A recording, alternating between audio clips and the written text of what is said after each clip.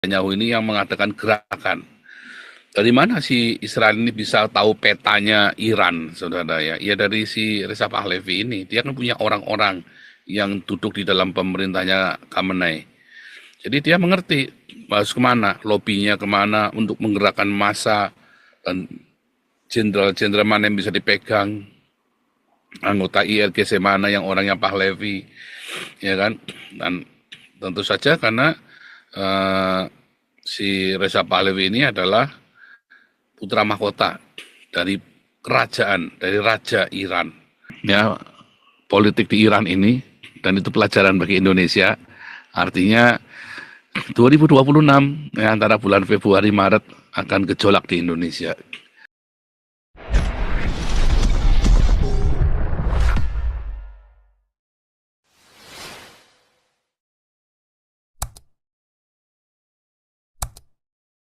Haleluya, shalom semua yang ada di Indonesia, di Eropa, di Israel, di Haifa, alma mater saya, dan semua teman-teman yang ada di Zoom, di YouTube, dimanapun Anda berada, dan yang akan memutar kembali siaran ulangan ini. Kembali saya, Nabi 26, Dr. Joseph Paulusang, alumni Haifa University. Kita kembali mengajar, mencerahkan, dan membukakan pikiran Anda semuanya. Ya, supaya kita semua bisa terbuka, supaya kita semua bisa belajar sama-sama, ya, update perkembangan zaman, supaya jangan bodoh. Apalagi tahun 2026 ini akan menjadi masa-masa yang berat, masa-masa yang sulit, masa-masa yang mengerikan bagi Anda semuanya. Ya, tetapi kalau Anda ikutin terus komunitas Hagios dan ikuti petunjuk dari saya untuk tetap melakukan firman Tuhan, bukan membeli gedung, bukan membangun rumah untuk saya, ya, dan saya tidak pernah meminta donasi dari Anda untuk diri saya sendiri, tetapi untuk saling menolong dan saling memberkati sesama anggota komunitas, dan kita menjadi berkat bagi bangsa Indonesia. Saya yakin Anda semua akan terluput, bahkan Anda akan diberkati di tengah-tengah bencana. Ya. Nah, tema kita hari ini adalah ini ya, Israel dukung Reza Pahlavi untuk ambil alih Iran. Ya, dan bahkan secara di balik layar si Pahlavi ini bersama dengan Netanyahu ini yang mengadakan gerakan.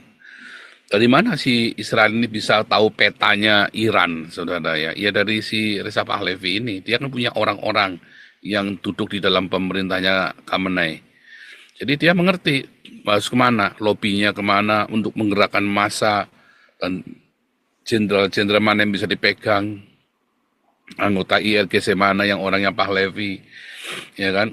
Dan tentu saja karena si Reza Pahlavi ini adalah putra mahkota dari kerajaan, dari Raja Iran. Nah, yang paling penting adalah apakah Pahlavi ini akan memerintah selamanya? Enggak, ya. Pahlavi ini sudah berkata bahwa saya hanya mengamankan sampai proses demokrasi itu tercipta di Iran. Jadi kemungkinan dia hanya caretaker sementara dan dia ikut pemilu atau membiarkan orang lain ambil alih. Dan Iran akan kembali menjadi, dia hanya menjadi simbol dari negara, ya.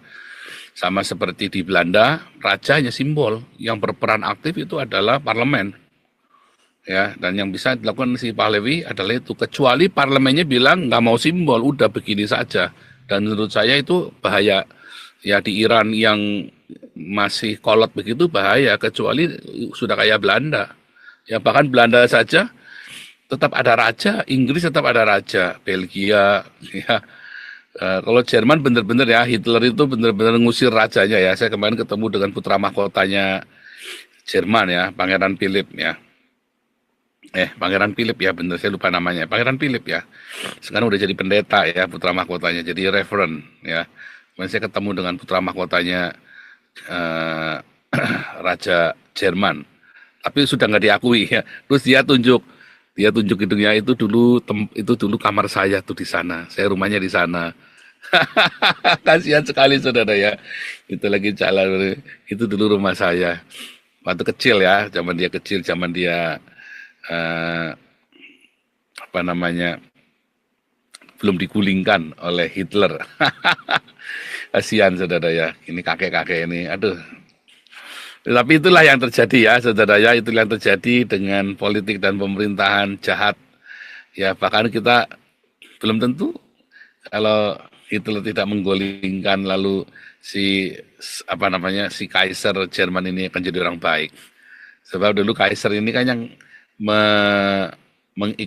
mengignisi ya men-trigger ya bukan men-trigger tapi memulai perang dunia satu saudara bersama dengan Turki, Ottoman Turki ya kan kalah.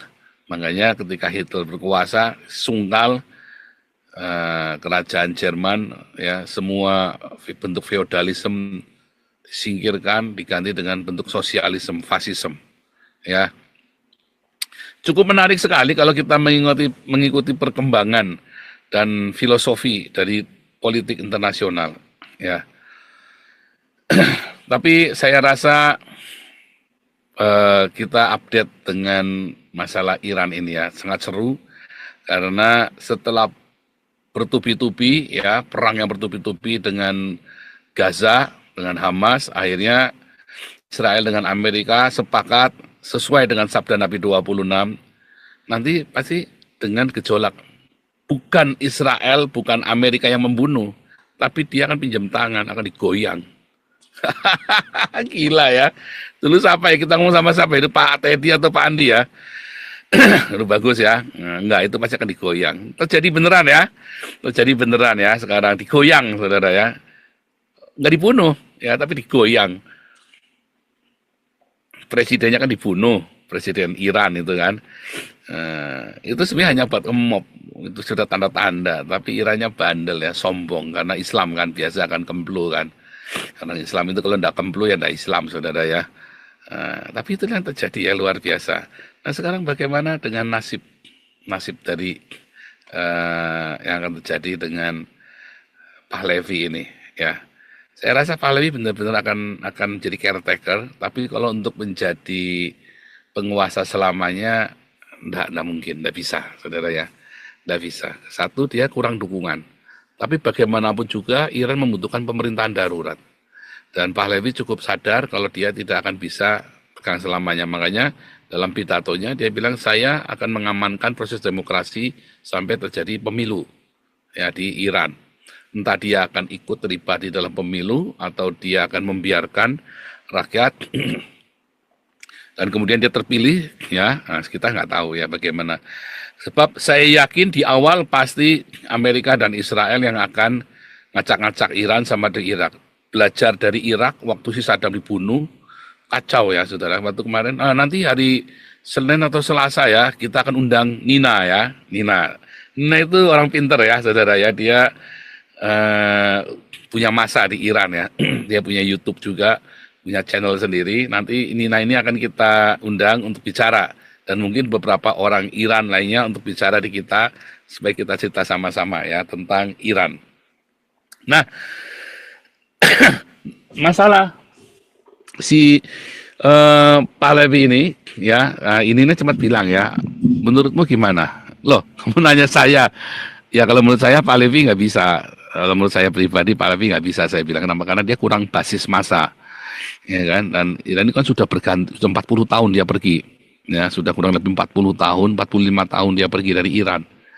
Nah walaupun dia punya channel-channel pun menurut saya lebih baik kalau rakyat sipil yang berkuasa tapi yang pasti tidak akan ditinggalkan seperti waktu Irak ya karena waktu itu Saddam itu kan dibunuh itu kesalahannya sehingga pecah negaranya kacau sekali meredamnya susah karena tidak ada orang kuat yang makanya yang ini harus si Syekh Irannya apa si Khamenei ini harus pergi sendiri tanpa dibunuh lalu harus ada yang ngambil alih dan ditertibkan harus ada satu simbol yaitu orang Iran sendiri ya yang menjadi simbol ya Pahlavi nggak ada lain kalau cuma simbol tapi kalau buat selamanya saya kira dia nggak sanggup ya untuk selamanya dia tidak sanggup Tapi kalau untuk sekedar 5-10 tahun saya kira bisa. Makanya yang paling bagus ya udah jadi presiden. Jadi dia jangan maju sebagai, oh akulah putra mahkota, akulah pewaris sah, nggak bisa. Tapi yang bisa adalah aku jadi caretaker, jadi pejabat PJS Presiden Iran. Yang bisa adalah begitu, saudara, atau pemimpin pemerintahan Iran sementara sampai terjadi pemilu. Ya, itu yang bisa terjadi. Itu dari saya ya, dan cukup seru ya kalau Anda ikutin, cukup menarik, cukup seru ya politik di Iran ini, dan itu pelajaran bagi Indonesia. Artinya 2026 ya, antara bulan Februari Maret akan gejolak di Indonesia. Ramalan saya dulu tepat ya, 2025 gejolak. Yang mati udah banyak ya, tapi itu pun bisa nggak goyang ya. Nah, padahal yang mati banyak. Lo itu bukan Prabowo sudah goyang itu, saudara. Ya, yang kita lihat ya, kenapa saudara? Langsung duitnya dibagi rata, dibagikan ke orang-orang ya supaya mingkem semua. Dapat duit mingkem semua. Kurang ajar ini kan, rakus-rakus para pejabat di Indonesia, oligarki tadi. Tapi kalau di Indonesia bagaimana saudara? Ini kejadian ini 2026. Masalahnya ini sudah nggak punya uang. Ini repotnya begitu, dia udah nggak punya uang. Ya, udah nggak punya uang, terus mau apa sekarang ini? Ya. Oke, ini kebetulan Om Bung Toba juga sudah masuk. Lukulio, mohon sabar sebentar. Kita dengarkan pencerahan dari Om Bung Toba selama 5-10 menit ke depan. Saya sambil pergi ke ini dulu ya, saya mau ke toko dulu. Karena pesanan istri belum dilakukan. Nanti malam gak dijatah nanti kalau pesanannya gak dilakukan. Silakan Om Bung Toba, langsung Ya, ambil alih dulu ya. Saya membuka diskusi 15 menit aja. ya. Membuka diskusi buat teman-teman. Jadi agak panjang boleh ya, 5-10 menit lah ya. kayaknya belum banyak update sih Pak untuk hari ini. Oke. Iya. Jadi kalau kita lihat sebenarnya nanti kalau andaikan nanti rezim para mullah ini tumbang, sudah katakanlah kan sekarang ini kan lagi